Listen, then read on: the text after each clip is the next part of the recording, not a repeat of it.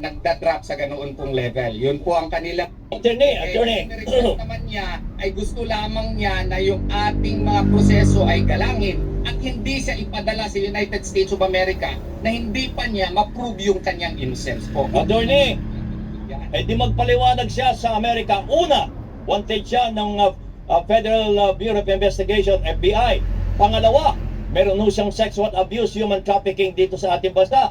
Pangatlo, kung talagang siya ay son of God, bakit hindi sa sumulpot at ipagtanggol ang kanyang sarili at humingi siya ng blessings mula sa God na siya ay pakawalan at siya mawalan ng mawala lahat ng kanyang kaso. Di ba, attorney? Son of God ho siya? Naniniwala ba kayo son of God siya? Sir, ako po ay isang Muslim. Ay, wala. Abogado ang pinag-uusapan natin. Oo. Akin pong ginagalang ang faith po ng ibang tao. Hindi po ako nagda-drop sa ganoon pong level. Yun po ang kanila. Hindi ho level yun. Tinatanong ko kayo. Siya ay son of God. Kung siya ay son of God, attorney. Kung makakusa ka in the future po ng, let us say, rape din, napadismiss mo na, and then you will find out later na inosente ka naman talaga. Choice mo rin po yun, Sir Noli, na i-insist na wala kang kasalanan and you don't have to surface. That is within our rule of law po, Sir Noli. Hindi. Kung talagang siya po, marami siyang mga taga-subayba, marami siyang tumutulong sa kanya. So patunayan niyang wala siyang kasalanan, sumulpot siya. At yung sinasabing bangke na pinagtataguan niya, lumabas na siya doon, parang daga siyang lalabas, at siya naman ay may pagkakataon para ipagtanggol ang sarili niya, at marami siyang abogado, kasama na ho kayo kahit kayo ay isang Muslim. Sir, he will certainly, he already said that he will do that. But Kailan? He requested lang. Kailan? Sa ating presidente na magpalabas ng written declaration. Mahina naman itong kaso, sir eh. Ang ayaw lang talaga niya na baka ipadala siya doon sa United States of America na hindi pa niya na-clear yung pangalan niya dito. Kailangan niya i-clear ang pangalan niya dito. Na-dismiss na nga itong kaso na ito eh. And it is within his right to really question the finding of probable cause. Ginawa nga ito nila Senator Lacson. Ito na naman o. Hindi niya pwedeng Attorney, pauli-uli na lang sinasabi niyo. Attorney, sorry, Attorney. Attorney, yes po. huwag ho kayong tuloy-tuloy magsalita dahil hindi ako makapag-question sa inyo. Paulit-ulit doon sinasabi yung mga lakson na yan. Ang sinasabi ko namin, hindi makikialam ang Pangulo dyan. Wanted siya sa Amerika, sa FBI, bahala na ang FBI niya. Pero tinatanong ko, yung pag-usapan natin yung ngayon, meron siyang sexual abuse, meron siyang human trafficking, nagtatago pa siya doon sa kanilang compound. Bakit hindi siya lumabas, palabasin ninyo at ipagtanggol ninyo ang kaso niya? Kung talagang wala siyang kasalanan, ay di wala, ma-absuelto siya. Pero habang siya ay nagtatago po, paano niya ipagtatanggol ang sarili niya? Paano kami maniniwala na wala siyang kasalanan? Paano po? Paano?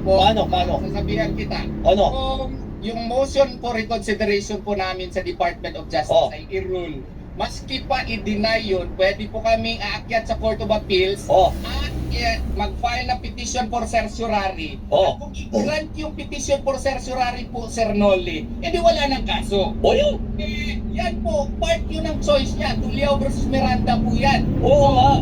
Kung approve niya yung innocence doon na wala palang probable cause, choice din po niya under our rule of law po. Correct. Puro rule of law kayo, attorney. Walang visa po yun. Pero, duwago ang inyong kliyente, ayaw niya lumabas. Patunayan niyang wala siyang kasalanan. Yun ang malinaw dyan. Sir Noli, pwede nga niyang patunayan yung kanyang na wala siyang kasalanan based on our rules of court po.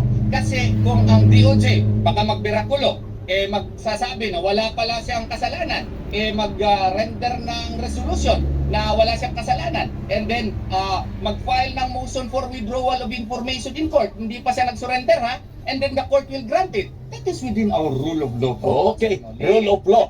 Karanting lang, patuloy. Teka muna, attorney. Teka muna, attorney, sandali lang. Patunayan niyong wala siyang kasalanan sa pamagitan ng pagsulpot niya.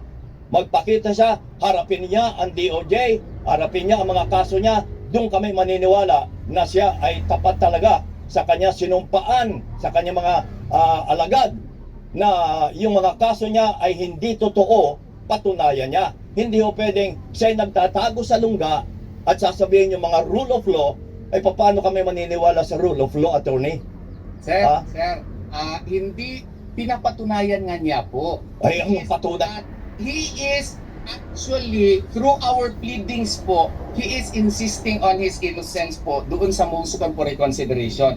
Ang problema lang kasi natin, Sir Nolly, is yung ating mindset po, kailangan talaga nandun siya physically present. The accused Yes, also yes. has the right, the option po, to insist on his innocence. Choice po niya yun without surrendering. That is within our rule of law po, Sir Nolly. Siguro hindi maintindihan masyado sa mga non-lawyers, pero it is within our rule of law po na option niya yon, questionin niya yung information, invalid yun, yung warrant of arrest, questionin. Oh. At kung ma-deny, pwede kami aakyat sa Court of Appeals. At kung mag-grant po ng Court of Appeals Oh. na invalid pala yung information at saka warrant of arrest, then wala nang kaso.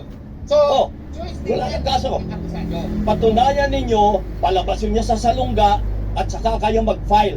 Ha? Ay kahit tumatawa kayo, kahit attorney kayo, pero kami pangkaraniwang tao, ang alam namin no, ang taong may kaso ay dapat lumabas at ipagtanggol ang kanyang sarili. Lalo na po ang isang tao na katulad ni Pastor Kibuloy na Son of God. Sir, yan po ang view po ninyo, sir. Opo, opo, Kaya lang yan ang po view ko. Pero mali po yan na Hindi ako mali, hindi ako mali. Meron pong alternatibo po ang akasado, Sir Nolly. Hindi ho, kung talagang wala siyang kasalanan, patunayan niyang wala siyang kasalanan at kami maniniwala kapag siya lumabas na at yung proseso ng batas, doon pa lamang kami maniniwala na wala siyang kasalanan, attorney. Remember, attorney ho kayo. Lahat ng attorney talaga ay pagtatanggol ang kahit pa kriminal ang isang tao, pinagtatanggulo ninyo, di ba? I'm not talking of Kibuloy, pero kayo mga attorney, ganyan ang asal ninyo. Pinagtatanggol nyo kahit kriminal. Kriminal si Pastor. Hindi ko sinasabing si pastor nga. Makinig ho kayo. Hindi ko sinasabing si pastor. Sabi ko may mga abogado na kahit kriminal, ipinagtatanggol nila. I'm not talking of Kibuloy. Malinaw yun eh. Sumasabat ho kasi kayo kaya hindi nyo marinig. Okay, attorney, hindi tayo matatapos dahil pinipilit nyo yung gusto nyo, pinipilit ko rin ang gusto ko. Pero abangan natin kung ano magiging resulta. Ganito na lang, Sir Nolly. Ganito na lang po. We have agreed to disagree. Okay. We have agreed to disagree. Sa ating saligang batas, Oh. po sa ating mga batas po, na may choice talaga yung akusado. May choice din. Na Ay, nako. insist niya yung kanyang Attorney, sorry. na hindi kailangan maging physically present before the jurisdiction of the court. Especially in this case na may banta po sa kanyang buhay.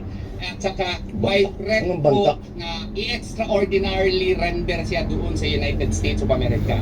Sana po galangin din natin yung kanyang desisyon kasi I could not impose my choice to my client po. No? Ang Okay. akin pong trabaho is to present the alternatives to my client and it is up to the client to choose which of the alternatives that he will. Okay. Maintindihan po ninyo. Hmm. Trabaho is to present the alternatives to my client and it is up to the client to choose which of the alternatives that he will. Okay. Maintindihan po ninyo. Hindi ko naintindihan no. Maraming salamat po. We agree to disagree, attorney, sabi We mo have nga. agreed to Okay. disagree po. Attorney ka, ako ay pangkaraniwang tao. Broadcaster lang ako. Attorney, maraming salamat po sa pangalan po ng ating mga kapatid na Muslim. Maraming salamat po. Si Attorney Israelito Torion, ang abogado po ni Pastor Apod. Attorney,